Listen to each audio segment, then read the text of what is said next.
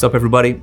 I hope this has been a fun week. Reflections by the pool. We've just been talking about some things that the Lord kind of laid on my heart as I sort of reflected on this time of vacation, sort of diving deeper with Him. And we talked about a lot this week.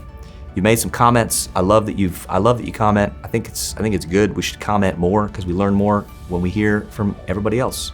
So I'm going to bring this kind of home by talking about friends and family. This last one I'm entitling "You Need Friends and Family." And the Lord took me to a verse where this idea came from. It's Proverbs chapter 17, and it's verse 17. It says this: "A friend loves at all times, and a brother is born for adversity." Actually, in the New Living Translation, it says, "A brother, family, is born to help in a time of need." I want to challenge you.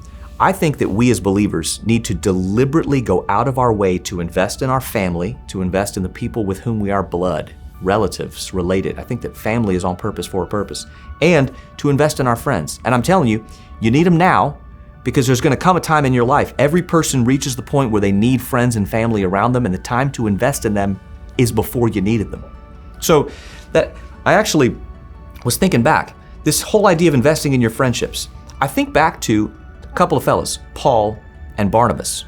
Paul and Barnabas invested in their friendship in times where Paul, if you read Paul's writings, Paul is constantly hearkening back to friendships that he's had, that he's built from the past, and he's calling on them in his time of need. I would go so far as to say that one of the aspects that made Paul so successful in the great apostolic church planting, gospel spreading work that he did in the first century that we see recorded in the book of Acts, one of the pillars of that was the relationships that he built before he needed them. He was able to call on them in his moments of need. When I look at there's some positives and some negatives. So the next thing I said, you need to invest in friends, but then you also need to invest in your family.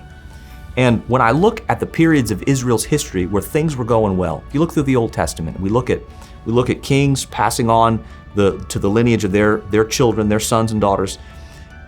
Where we see this going well is when we see a king's deliberate investment in family. Whenever families invest in family, we suddenly see a snowball effect of the blessings of God, of the things of God, of all manner of closeness.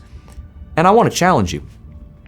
There's some parts of my family that my parents invested in, and they're kind of the first generation of really investing in that part of their family. You can reap some incredible benefits by deciding. That's one of the beauty of my parents. They decided that this lineage of blessing, regardless of what had or hadn't happened from the past, they decided they were going to be the first ones. So maybe a challenge for you today is, listen, if you're not in a small group, get in a small group. Why? Because you're going to find some friends, man. You're going to find some friends who hold dear what you hold dear. The beauty of being friends with people in the local church is you don't have to wonder about whether or not we have the same values we do.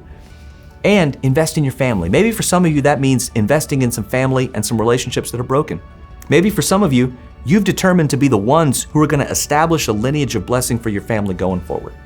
Whatever that is, if we can help you in any way, let us know. You can email us, contact@manna.church. Listen, it's been great being with you this week. I hope you learned something. Reflections by the pool. Maybe next time you're by a pool, just stop. Look at your reflection in the water and think, what's the Lord saying to me? What would He have me action today that's going to have a lasting impact on tomorrow?